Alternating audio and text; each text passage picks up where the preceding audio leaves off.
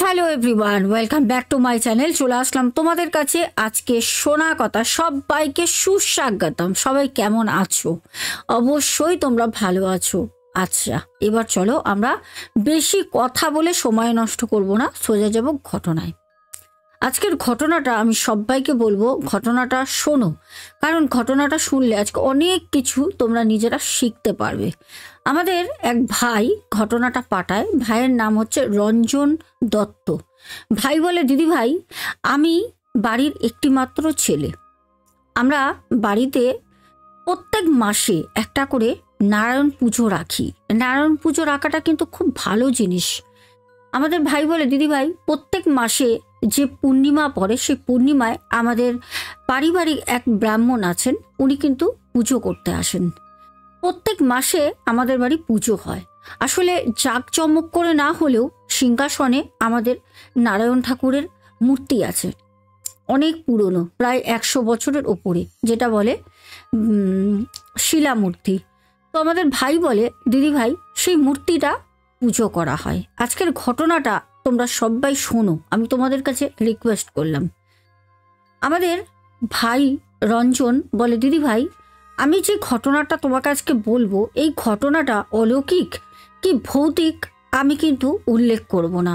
আজকে ঘটনাটা আমি তোমাকে শেয়ার করলাম। তুমি যখন ঘটনাটা সিলেক্ট করবে, তোমার চ্যানেলে নেবে, তখন তুমি অবশ্যই শ্রোতা বন্ধুদেরকে কোশ্চেন করতে ভুলবে না যে এটা তোমরা কি বুঝলে, অলৌকিক ঘটনা না ভৌতিক ঘটনা। তাহলে দর্শক বন্ধু, তোমাদের কাছে আমার কিন্তু একটাই কোশ্চেন রইল, তোমরা কিন্তু ঘটনাটা পুরো শোনার পর আমাকে কমেন্টে জানাবে। আর এবার তোমাদের বলে দিই, প্রত্যেক দিনের মতো একটা করে লাইক করে দাও। যারা এখনো পর্যন্ত ভালোবেসে চ্যানেলটা সাবস্ক্রাইব করোনি, অবশ্যই করে পাশে থেকো। ঘটনাটা বলি। আমাদের রঞ্জন ভাই বলে, দিদি ভাই, আমাদের বাড়িতে ওই যে শিলা মূর্তি নারায়ণ ঠাকুরের 100 বছরের ওপর, আমরা খুব খুব নিষ্ঠাভাবে আমরা কিন্তু বাড়িতে আসনে বসিয়ে পুজো করতাম। আমাদের বাড়িতে যারা পিতৃপুরুষ ছিলেন, ওই যে শিলামূর্তি নারায়ণ ঠাকুরের, তার জন্য কিন্তু নানা রকম সোনার অলংকার কিন্তু তৈরি করে রাখা ছিল, যেগুলো 100 বছরেরও পুরনো সোনা। মানে বুঝতে পারছো, একদম খাঁটি গোল্ড, যেটা বলে রিয়েল গোল্ড। শিলামূর্তিটা ঠিক ভাই বলে, দিদি ভাই, অনেকটাই বড়, খুব কিন্তু ছোট্ট না। আমরা বাড়িতে যখন পুজো করতাম, তখন আমাদের ওই শিলামূর্তি দেখার জন্য নানা দেশ দেশান্তর থেকে, নানা প্রান্তর থেকে মানুষ আসতো। হয়তো এখানে অ্যাড্রেসটা বললে অনেকেই জানতে পারবে। ভাই বারণ করে। ভাই বলে, দিদি ভাই, আমাদের বাড়িতে 100 বছরের পুরনো একটি শিলামূর্তি, যাকে আমরা এত নিষ্ঠাভাবে পুজো করে আসি, আমাদের বাড়ি থেকে একদিন সিংহাসন থেকে জিনিসটা কিন্তু কোথাও চলে যায়। আমরা কিন্তু সেই শিলামূর্তিকে আর খুঁজে পাইনি। আমরা অনেকে ভাবলাম হয়তো কোনো বড় ইঁদুর নিয়ে গেছে, যদিও এটা না, তবুও আমরা এগুলো ধারণা করছি। আমাদের যে ঠাকুরের আসন, সেটা একটা দোতলার ঘরে পুরোটাই তালা দেওয়া থাকে, কারণ সোনা পরানো থাকে। সোনাগুলো কিন্তু সব রয়েছে, কিন্তু আসল যে শিলামূর্তি সেটা কিন্তু নেই। সে কিন্তু আমাদের আসন, আমাদের পরিবার ছেড়ে চলে যায়। আমাদের অঞ্জন ভাই বলে, দিদি ভাই, আপনি বিশ্বাস করবেন না, আমার মা তারপর থেকে পাগল হয়ে যায়। সবসময় আমার মা কান্না করত, বাচ্চার মতো তাকে আঁকলে রেখেছিল। সেই শিলামূর্তিটাকে প্রত্যেক দিন ঘি মাখিয়ে স্নান করাতো, অভিষেক করানো হতো প্রত্যেক দিন। শিলামূর্তিটা আমাদের ঘরে আর পাওয়া যায়নি। কোথায় না কোথায় 1 মাস ধরে শুধু খোঁজা হয়েছে। মানুষ বাড়িতে কোনো কিছু হারিয়ে গেলে 1 দিন 2 দিন খোঁজে, নালে কোনো 2-3 ঘন্টা, কিন্তু ওই শিলামূর্তি আমাদের বাড়িতে 1 মাস ধরে নানা জায়গায়, কোণে কোণে, সিংহাসনে, কোথায় না খুঁজেছে, কিন্তু সেই শিলামূর্তি আমাদের বাড়িতে পাওয়া যায়নি। 1 মাস পর আমার মা যে ব্রাহ্মণকে দিয়ে পুজো করাতেন, সেই ব্রাহ্মণের শরণাপন্ন হন। সেই ব্রাহ্মণ মশাইকে বলেন যে, দেখুন, আমাদের বাড়িতে আপনি যাকে পুজো করতেন, কারণ মাস পড়ে গেছে, আবার পূর্ণিমা আসবে, আবার পুজো হবে, তার জন্য কিন্তু ব্রাহ্মণ মশাইয়ের কাছে গিয়ে মা সেটা আর্জি করেন, জানান। তখন উনি বললেন, সে কি, এ কি সর্বনাশের কথা বলছো বৌমা? তোমার 100 বছরের অধিক শিলামূর্তি শ্রীনারায়ণ তোমার বাড়ি থেকে চলে গেছে, এ তো খুব খারাপ সংকট, এ তো কোনো ভালো দিক আমি দেখতে পাচ্ছি না। খুব খারাপ একটা কাজ আমাদের বাড়িতে হয়।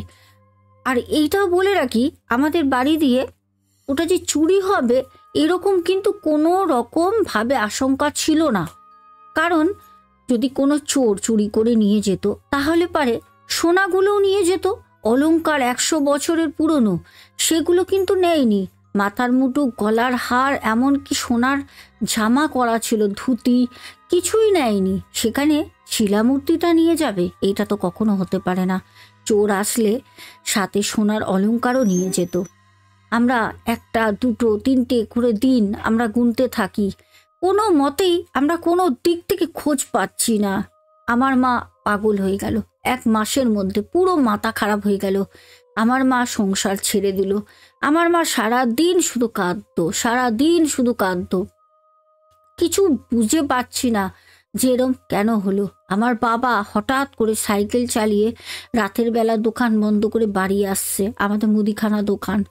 দোকান বন্ধ করে বাড়ি আসতে গিয়ে আমার বাবা সাইকেল থেকে পড়ে গিয়ে বাবার কোমরের হাড় ভেঙে গেল। আমার বাবা হসপিটালাইজড হলেন। বাবাকে নিয়ে এইদিক সেদিক করে কোনো রকমে বাবাকে একটু সুস্থ করে বাড়ি নিয়ে আসা হলো। মায়ের মাথা খারাপ। বাড়িতে আমার মাসি এসে রান্না বান্না সব করতেন। আমার মাসি অবিবাহিত, উনি বিয়ে করেননি। আমাদের ভাই বলে, দিদি ভাই, হঠাৎ একদিন রাতের বেলা আমার বাবা খুব চিৎকার করছে, খুব চিৎকার, আমি আনবো, আমি দেখেছি, আমি বুঝেছি, আমি যাব, এরকম করে একটার পর একটা কথা বলে চিৎকার করছে। আমার বাবা যে আমাদের আসন ছিল দোতলায় একটা বড় ঘর, সেটা পুরোটা জুড়েই ছিল ঠাকুরের আসন। ঘরের পাশেই আমার বাবা কিন্তু রাতে শুতেন একটা ছোট্ট ঘরে। আমার বাবা কোমরে ব্যথা, বাবা তাও উপরে বাথরুম ছিল, বাবা উপরেই থাকতো ঠাকুর দেবতা নিয়ে। কোনো রকমে বাবা মাজা ভেঙে হেঁটে হেঁটে লাঠি নিয়ে ঠাকুর ঘরে বসে থাকতেন আর কান্না করতেন আর বলতেন যে, বাবা তুমি কোথায় চলে গেলে? 100 বছরের পুরনো আমাদের পরিবারের কত পূর্বপুরুষ তাকে যে স্পর্শ করেছে, পুজো করেছে, আজকে তুমি আমাদের ছেড়ে চলে গেলে কোথায়? বাবা কান্না করতো, একদম ভেঙে পড়ে, মায়ের মাথা খারাপ হয়ে যায়। আমাদের ভাই বলে, যেদিন বাবা রাতে চিৎকার করে দিদি ভাই, আমি ছুটতে গেলাম, গিয়ে বাবার বুকের কাছে হাত দিয়ে বললাম, বাবা তুমি এরকম করে চিৎকার করছো কেন? বাবা কি হয়েছে? বাবা আমাকে বলো, বাবা কি হয়েছে? বাবা চোখ খুলে বলল, আমার খুব কষ্ট হচ্ছে বুকের ভেতরে, আমি একটা কি যেন দেখলাম। আমি বললাম, বাবা কি দেখেছো বাবা? তখন বলল যে, তুই শুনবি আমি কি দেখেছি? বাবা বলল, কি দেখেছিস? বাবাকে বললাম, বাবা তুমি কি দেখেছো? বাবা আমাকে বলো, বাবা আমি শুনতে চাই।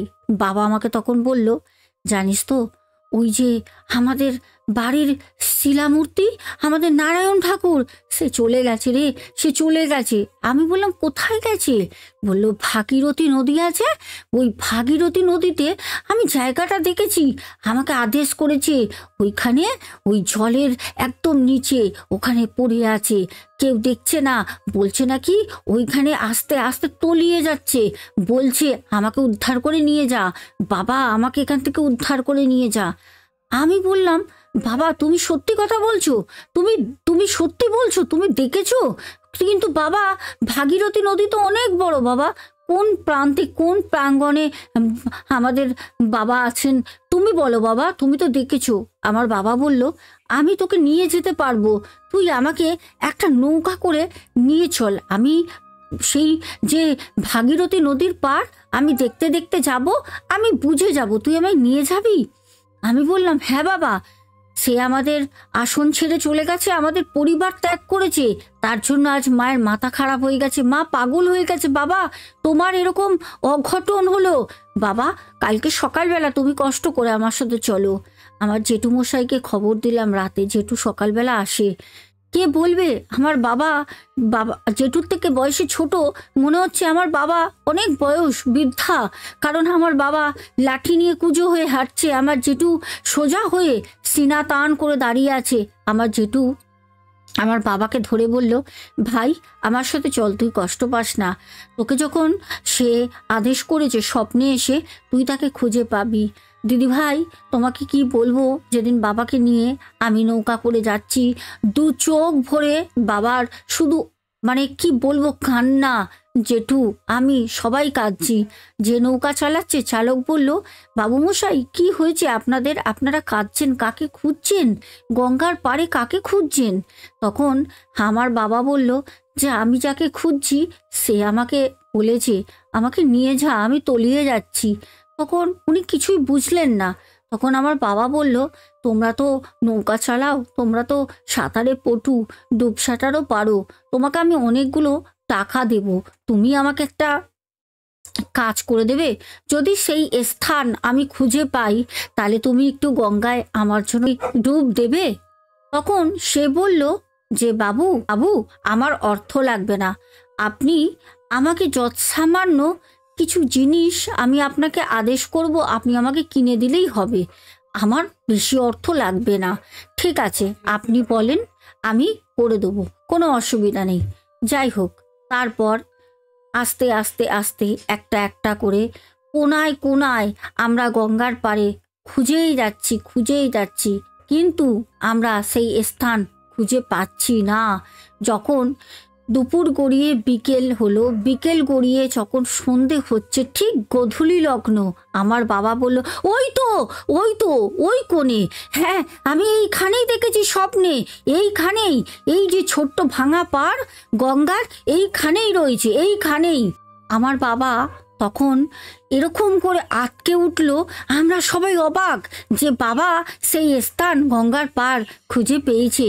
তখন প্রায় সন্ধে নামছে, চারপাশে লোকজন কেউ নেই, ওখানে মানুষজন বলে একটাও প্রাণী পর্যন্ত নেই। আমার বাবা বলল, আমি এইখানেই দেখেছি, এইখানেই রয়েছে, এই গঙ্গার পাড়ে কোথাও রয়েছে। তখন যে নৌকা চালাচ্ছিলেন উনি তখন বললেন, বাবু আমি এই সন্ধ্যাবেলা ভয় লাগছে, আমি নামবো গঙ্গায়, আমার খুব ভয় করছে।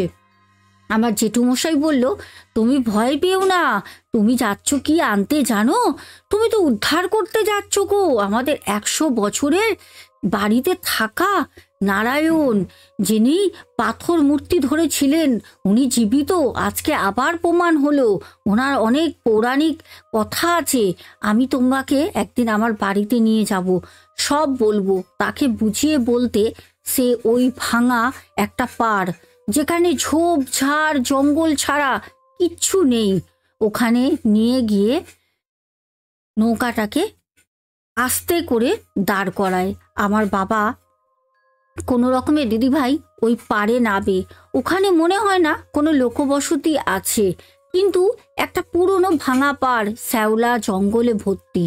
ওইখানে গিয়ে আমার বাবা বলল, আমি এইখানেই দেখেছি, এইখানেই আছে। তখন সেই মাঝি ওইখানে জলে, কিন্তু রাতের তখন প্রায় সন্ধে গড়িয়ে রাত নামছে, তখন নেবে সে রাতের বেলা যখন পুরো অন্ধকার হয়ে যায়, সেই কিন্তু নারায়ণ ঠাকুরকে তোলে জল থেকে। যখন তাকে তোলা হয় আমার বাবার হাতে দেওয়া হয়, বাবা তাকে নতুন ধুতিতে জড়িয়ে নিয়ে তাকে বাড়ি আসে। যখন বাড়িতে আনা হয়, দিদিভাই বিশ্বাস করবে না, আমার মা আজ যে 1 মাসের ওপর মাথা খারাপ হয়ে গেছিল, পাগল, পুরো পাগল হয়ে গেছিল, সেই মা আবার যখন সেই নারায়ণের মানে কি বলবো ঠাকুরকে যখন নিয়ে আসে ধুতিতে মুড়িয়ে, আমার মা দৌড়ে এসে বলছে, আমার ছেলে এসছে, আমার বড় ছেলে এসেছে, মায়ের মাথা ঠিক হয়ে গেল। আমার বাবা যে কুজো হয়ে 1 মাসের ওপর পড়েছিল, যার পিঠের শিরদাঁড়া থেকে কোমর থেকে হাড় ভেঙে গেছিল, সেই বাবা উঠে সোজা হয়ে দাঁড়িয়ে আছে। সে বাবা বলছে যে আমার কোনো ব্যথা নেই, আমার কিছু হয়েছিল বলে আমি কিছু অনুভব করতে পারছি না।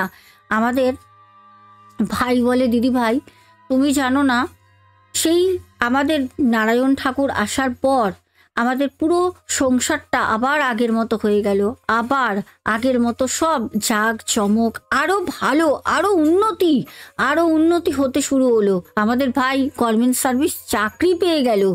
বলে দিদি ভাই আজ পর্যন্ত বুঝতে পারলাম না সে আমাদের বাড়ি ছেড়ে চলে গেছিল কেন, আর সে এত দূরে যাবার পর আবারও কেন সে আমার বাবাকে স্বপ্ন দিয়ে ফিরিয়ে আনার কথা বলল, কেন আদেশ দিল। আমি বলবো ভাই আসলে কি জানো তো, মানুষ যেরকম যদি বাড়িতে থেকে স্নেহ মায়া মমতা ভালোবাসা না পায় তখন পরিবারকে ত্যাগ করে, সেরকমই হয়তো কোনো কিছুতে উনি তোমাদের বাড়ির আসন ছাড়েন, কারণ কিছুতে উনি কিন্তু বঞ্চিত হচ্ছিলেন। কিন্তু আমাদের ভাই বলেন দিদি ভাই পরের মাসে যখন নারায়ণ পুজো করব, আমাদের সেই 100 বছর পুরনো, তখন কিন্তু আমার বাবাকে বলেছিল যে ব্রাহ্মণ পুজো করতো ওনার হাতে পুজো উনি নেবেন না।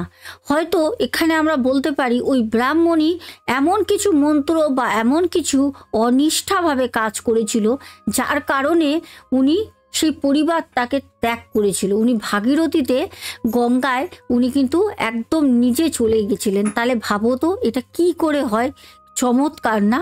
এখন ভাই বলে দিদি ভাই আমি তোমাকে কোনো সময় অবশ্যই যদি পারি আমি তোমাকে ফটো তুলে পাঠাবো। আসলে আমাদের বাড়ির তো আমরা ফটো কাউকে দিই না, কারণ এটা উচিত না, এটা পারিবারিক বিষয় একটা। তো তার জন্য আমাকে কিন্তু বলেছে সবসময় ওয়েলকাম দিদি, তুমি আমার বাড়িতে নারায়ণ পুজোয় প্রত্যেক মাসে পূর্ণিমাতে হয়, তুমি কিন্তু এসো।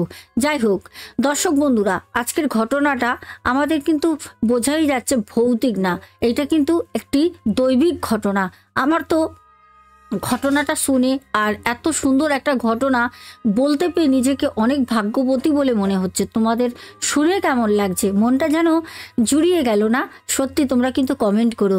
চলো আজকে তোমাদের তাড়াতাড়ি নামগুলো ঘোষণা করে আজকের মতো ইতি করব। রাত্রে আসছি দারুণ দারুণ দারুণ ভয়ের ঘটনা নিয়ে।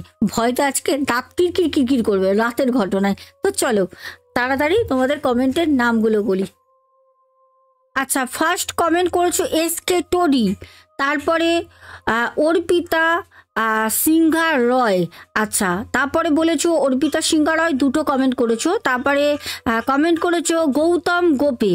আচ্ছা, তারপরে কমেন্ট করেছো দেবস্মিতা চক্রবর্তী। তারপর কমেন্ট করেছো আমাদের মিম।